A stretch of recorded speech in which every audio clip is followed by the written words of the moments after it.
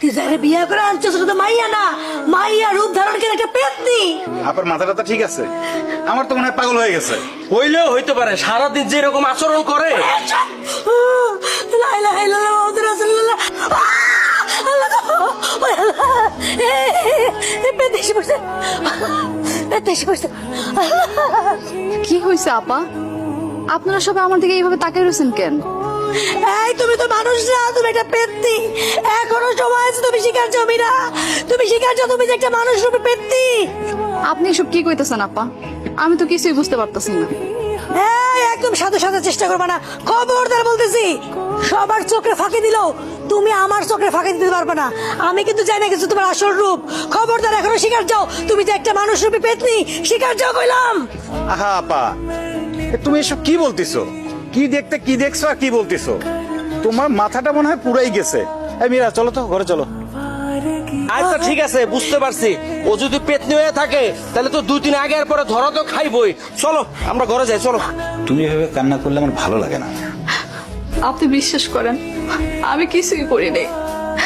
আপা যে কেন আমার নিয়ে এসব কইতাছে, আমি কিছুই বুঝতে পারতেছি না। না বুঝার তো কিছু নাই। তোমাকে আমি বলছি না আপার মাথায় একটু ঝামেলা আছে।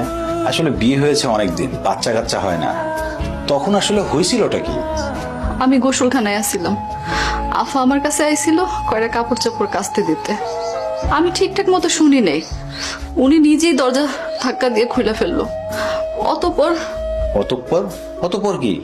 তারপর নিজেই বিকট একখান আওয়াজ করে এমন জোরে চিল্লানি দিয়ে দৌড় দিল, আমি তো কিছুই বুঝতে পারলাম না।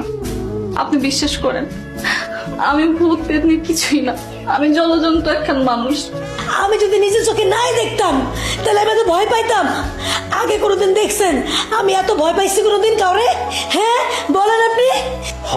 সেটা অবশ্য দেখি নাই, তবে একবার তুমি টিকটিকি দেখা চিল্লাফাল্লা করে উঠছিলাম, তখন আমার সবকিছু কান্দে উঠে গেছিল। টিকটিকি আর পেতনি কি এক হইলো?